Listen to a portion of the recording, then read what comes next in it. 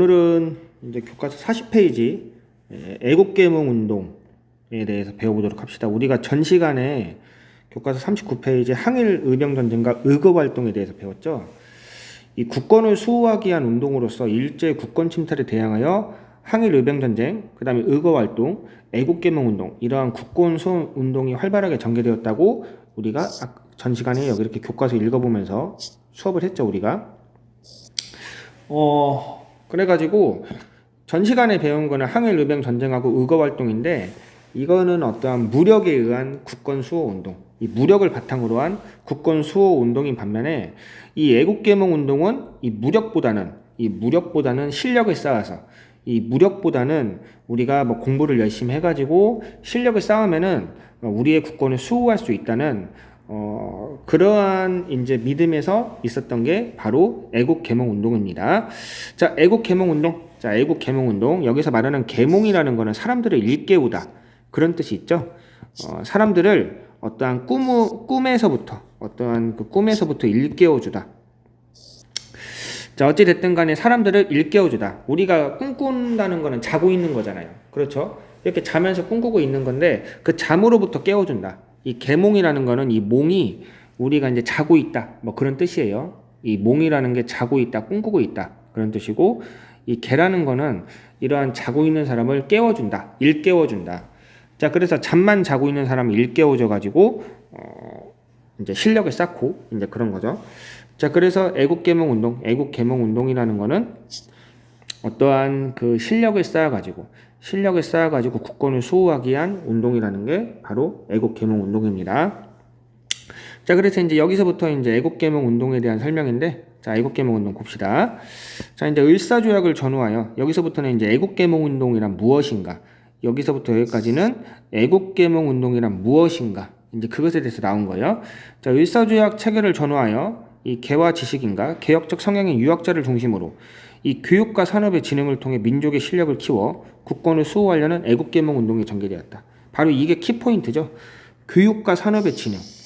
이 교육과 산업의 진흥을 통해 실력을 쌓아가지고 교육을 통해서 인재들을 양성하고 산업의 진흥을 통해서 어떤 부강한 경제력을 갖고, 자, 교육을 통해서 뛰어난 인재들을 양성하고 산업의 진흥을 통해서 이 부강한 경제력을 갖고, 자, 그래서 뛰어난 인재들과 부강한 경제력을 갖춘다면 우리가 국권을 충분히 수호할 수 있다. 이러한 믿음에서 시작된 것이 바로 애국계몽 운동입니다. 그래서 애국계몽 운동은 자, 교육과 산업의 진흥을 통해 실력을 쌓아서 국권을 수호하자는 운동으로서 이전에 배웠던 그 의병운동이라든가 의거활동과는 다르게 이 무력에 의지하지 않고 실력을 쌓아서 하자는 게 바로 애국계몽 운동입니다. 자, 그러면 애국계몽 운동의 단체로는 먼저 보안회가 있고요. 그 다음에 헌정연구회가 있고요. 그 다음에 대한자강회라는 것이 있는데, 자, 그래서 보안회, 헌정연구회, 대한자강회라는 단체가 있는데, 자, 먼저 보안회 봅시다. 자, 보안회 활동은, 자, 러시아와 일본이 전쟁을 벌였다고 했죠. 이러한 전쟁 중에 일제가 우리 조선 대한제국 정부한테 이 황무지 개강권을 요구해가지고 이것에 반대하는 운동을 전개했고요. 이 운동은 성공을 거뒀습니다. 자, 그래서 여러분들이 외울 때 보안회, 우리의 보안을 지키기 위한 애국계몽운동 단체구나. 그러면 어떠한 보안을 지켰냐? 일제가 뭐 어쨌든 황무지도 우리의 땅이잖아요. 자, 황무지도 우리의 땅인데 이 일제가 황무지 개강권을 요구해서 이 황무지를 일본의 땅으로 만들려는 거였죠. 자, 그래서 이러한 땅을 일본이 뺏어가려는 수작을 보완했다. 이 보완이라는 게 막다, 지키다, 그런 뜻이 있잖아요. 이 보완이라는 게 어쨌든 뭐 지키다, 뭐 위험으로부터 막아주다. 이 보완이라는 게 어떤 위험으로부터 막아주다, 뭐 지켜주다, 그런 뜻이 있잖아요. 자, 그래서 일본이 우리 땅을 뺏으려는 어떠한 위험으로부터 지켜줬다. 이런 식으로 우리가 외우면 될 것 같아요. 자, 보안의 황무지 개강권 요구 반대운동. 자, 그 다음에 헌정연구회는 이 근대적인 뭐 입헌의회 제도를 중심으로 정치개혁을 주장하였다. 자, 그래가지고 헌정연구회라는 거는, 이거는 이제 어떻게 외우면 되냐면, 이 헌이라는 게 헌법입니다. 헌법, 그 다음에 정치. 그래서 헌법과 정치를 연구해서 헌법과 정치를 연구해서 우리의 실력을 키우는 것, 우리의 실력을 키워서 국권을 수호하자. 자, 그래서 헌법과 정치의 연구를 통해서 우리의 실력을 키워서 국권을 수호하자라는 게 바로 헌정연구회인데, 자, 그래서 헌정연구회, 헌법과 정치의 연구. 자, 그러면은 헌법과 정치를 연구해가지고 어떻게 해야 우리가 국권을 수호하고 강해질 수 있을까? 강해질 수 있을까? 국권을 수호하고 강해질 수 있을까? 이거를 헌법과 정치의 연구를 통해서 이렇게 고심을 했던 단체가 바로 헌정연구회입니다. 자, 그래서 헌정연구회는 이 근대적인 입헌의회 제도를 중심으로 하는 정치개혁. 우리가 근대적인 입헌의회 제도를 한다면 우리 대한제국이 강해질 수 있다. 강해질 수 있고 국권도 수호할 수 있다. 이러한 결론을 내렸다고 합니다. 우리 조선 대한제국은 아직까지도 황제를 중심으로 한 국가였잖아요. 대한제국은 이 고종이라는 황제를 중심으로 하는 그러한 국가였는데, 이 황제를 중심으로 하는 거 말고 의회의 의원들을 중심으로 이 입헌이라는 게 헌법에 입각한다. 자, 황제가 무한한 권력을 행사하는 게 아니라 황제도 어떠한 헌법에 입각해서 황제권을 써야 되는 거고, 자, 그리고 황제가 마음대로 어쨌든 권력을 쓰는 게 아니라 이 의회의 의원들을 중심으로 하는 게 바로 입헌의회 제도입니다. 입헌의회 제도. 자, 그래서 입헌의회 제도라는 거는 황제가 마음대로 권력을 휘두르는 게 아니라 황제도 헌법에 입각해서 권력을 써야 되고, 그리고 어떠한 그 정치 운영, 나라의 어떠한 국정 운영을 의회를 중심으로 하는 게 입헌의회 제도입니다. 입헌의회 제도를 한다면 황제가 있기는 있지만 허수아비 황제에 불과하겠죠. 어찌됐든 간에 의회의 의원들을 중심으로 하는 거니까. 자, 그래서 입헌의회 제도, 자, 헌정연구회, 그래서 헌정연구회, 헌법과 정치의 연구를 통해서 우리의 실력을 키우려고 했다. 그래서 이들이 헌법과 정치를 연구한 결과 입헌의회 제도가 우리 대한제국한테 가장 잘 맞는 제도다. 이거를 한다면 우리가 충분히 실력도 키우고 강해질 수 있다라는 결론을 내렸고요. 자, 그 다음에 대한자강회. 이 대한자강회는 또 이렇게 외우면 돼요. 우리 대한제국이 어떻게 해야 스스로 강해질 수 있을까? 스스로 자, 강하다, 강. 대한제국이 어떻게 해야 스스로 강해질 수 있을까? 이거를 연구했던 게 바로 대한자강회입니다.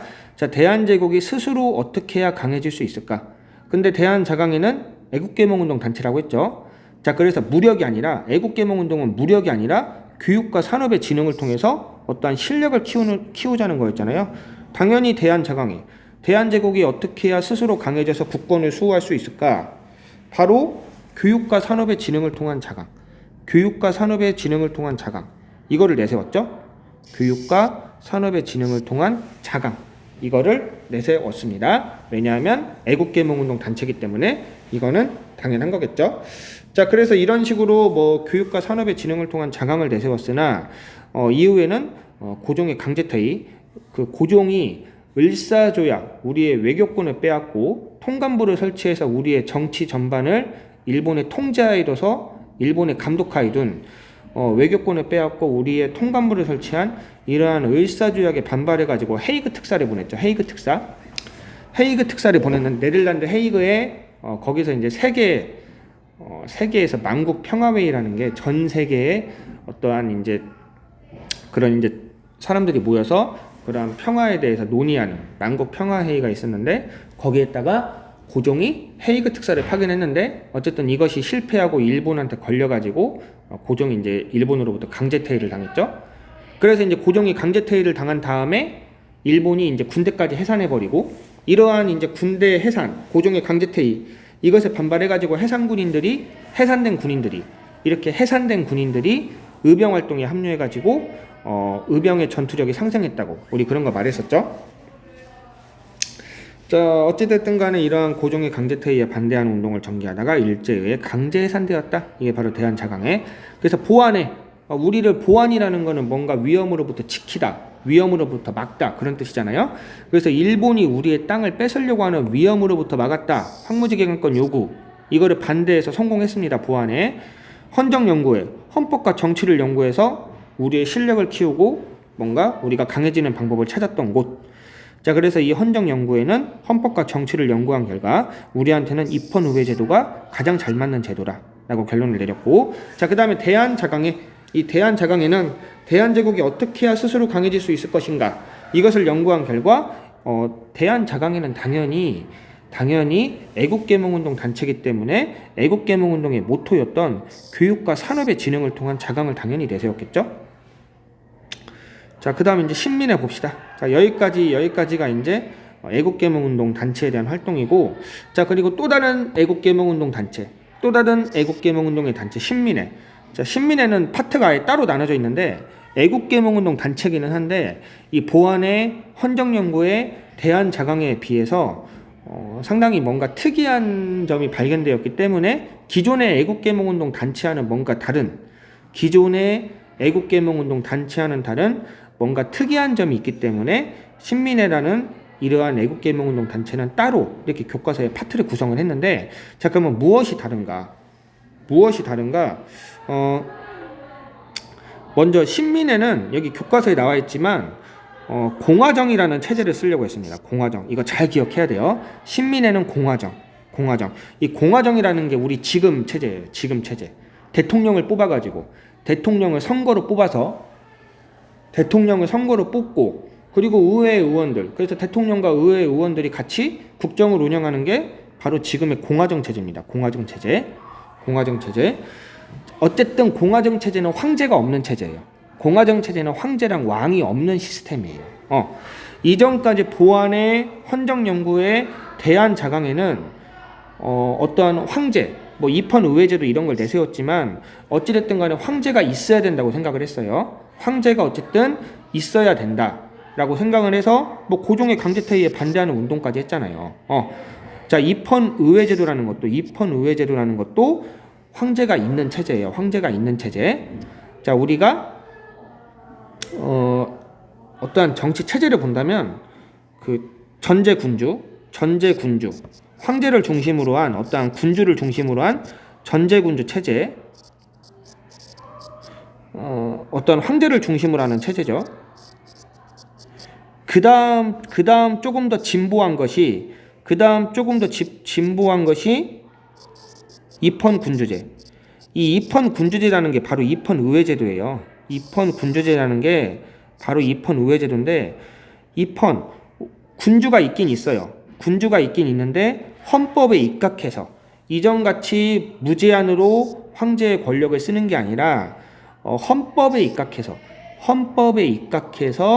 황제가 있는 게 입헌군주제입니다. 여기서는 어떤 황제 군주가 권력을 마음대로 쓸 수가 없겠죠. 헌법에 입각을 해야 되기 때문에. 이전에는 황제가 마음대로 막 사람도 죽이고 막 그랬잖아요. 그러니까 절대 그런 거 못합니다. 자, 그 다음 조금 더 진보한 게 바로 공화정이죠. 공화정. 이거는 이제 황제, 어떤 군주 이런 것 자체가 없어요.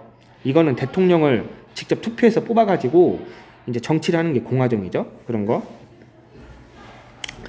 자, 그래서 이제 신민회는 이전에 애국개몽운동 단체는 대체적으로 이러한 입헌군주제를 주장했거든요. 애국개몽운동 단체들은 어쨌든 황제는 있어야 된다. 군주는 있어야 된다. 이전까지 애국개몽운동 단체는 보통 이러한 입헌군주제를 주장했는데 신민회는 특이하게 이 공화정이라는 걸 주장했습니다. 공화정. 그래서 신민회는 상당히 특이한 애국개몽운동 단체다. 그래가지고 여기다 따로 파트를 결성했어요. 자, 그래서 특이점 첫 번째가 바로 공화정을 주장하였다. 그리고 나머지는 좀 이따 선생님이 또 설명을 해줄게요. 또 어떠한 다른 특이점이 있는가. 자, 어쨌든 신민회가 어떤 식으로 결성이 되었냐. 자, 일제의 탄압으로 합법적인 운동이 어려워지자 안창호, 이승훈, 양기탁 등 민족 지도자들은 비밀리에 신민회를 조직하였다. 그래서 신민회라는 것은 비밀 결사 조직입니다. 비밀 결사 조직이 바로 신민회입니다. 신민회. 자, 그리고 신민회의 목표는 신민회는 자주 독립을 위한 민족의 역량 강화를 목표로 교육, 산업, 문화의 개발에 역점을 두었습니다.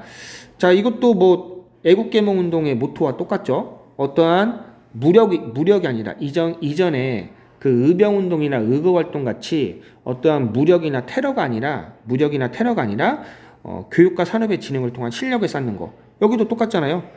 우리가 역량을 강화해야 된다. 그 민족의 역량을 강화하기 위해서는 교육, 산업, 문화 이러한 것에 진흥을 해야 된다. 진흥을 해야 된다. 이거하고 똑같잖아요. 교육과 산업의 진흥을 통한 거. 이거하고 똑같잖아요. 자, 그래서 민족의 역량을 강화하기 위해서 어떠한 민족의 역량을 강화하기 위해서는 교육, 산업, 문화의 진흥 이거 애국개몽운동 이거하고 똑같습니다. 애국개몽운동 단체이기 때문에 당연한 거겠죠. 자, 그대에서 어쨌든 신민의 목표는 이거고 신민의 활동 봅시다. 활동은 먼저 자 우리가 교육, 산업, 문화의 어떠한 개발에 진흥을 두었다고 했죠. 자, 그래가지고 어떠한 그 교육의 진흥을 위해서 첫 번째 대성학교와 오산학교라는 학교를 설립하였다. 이 학교가 대성학교와 오산학교였다. 그래서 학교의 설립, 교육의 진흥을 위해서 이거 했네요, 지금. 자, 그래서 교육의 진흥을 위해서 대성학교와 오산학교의 설립. 그 다음 산업의 진흥. 그럼 산업의 진흥을 봐야겠죠? 산업의 진흥은 이제 자기회사, 태극서간. 이 자기회사라는 거는 말 그대로 도자기를 만드는 회사예요. 이 자기회사라는 거는 도자기를 만드는 회사.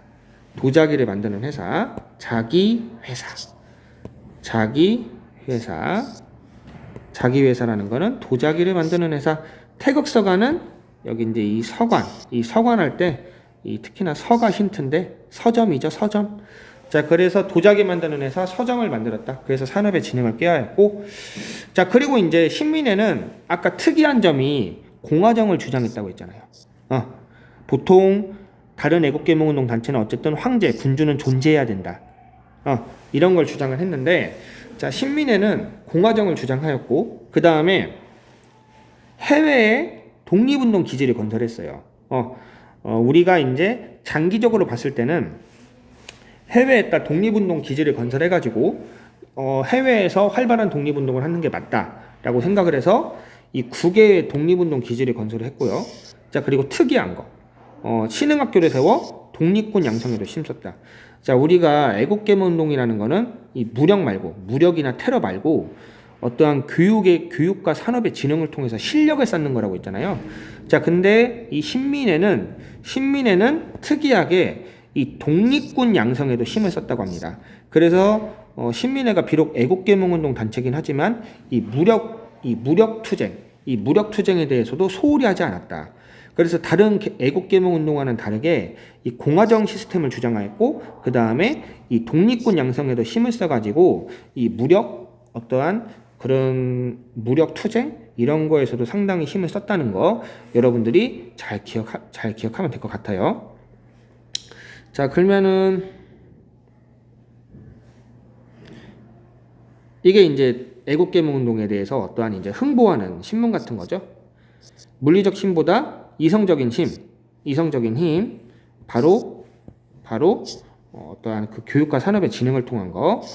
이게 바로 애국개몽운동인데, 특이하게 신민회는 어떠한 이 무력 투쟁에도 힘을 써가지고 해외에다가 신흥학교라는 것을 세워 독립군 양성에도 힘을 썼다. 신흥학교를 세워서 독립군 양성에도 힘을 썼다는 거 잘 기억합시다.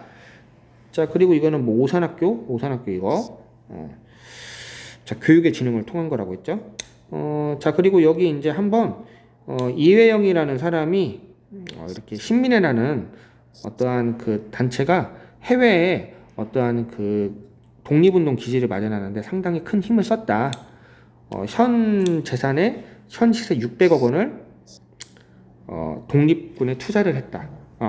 어떠한 우리의 독립운동에 자신의 재산 600억 원, 형제들의 재산은 600억 원을 내놨다. 아주 훌륭한 사람이죠. 이것도 여러분들이 한번 잘 읽어보도록 합시다. 그리고 이 이회영의 후손이 현재 국회의원 지금은 아니고 이 전 국회의원까지 했었거든요. 뭐 이제 당 이름은 선생님이 뭐 이렇게 특별하게 정치적 중립성이 있기 때문에 말은 안 할 거고, 자, 이회영의 후손 국회의원이라고 치면은 나옵니다.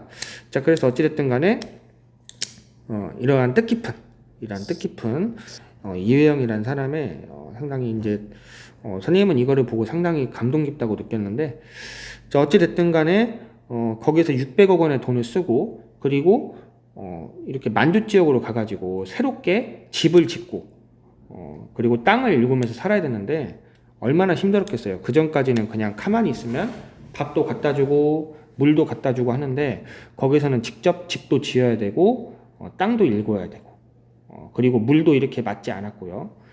이렇게 좀 해외에 있는 거는 또 물도 잘 맞지 않았고 그리고 그쪽 사람들의 어떠한 그 좀 뭐라고 할까 거기 이제 지내는 사람들이 이렇게 막 뭐라고 할까 그런 거 있잖아요. 그 오랫동안 그 집단에 있는 사람이 새로운 사람 들어오면은 그 단어가 기억 안 나네.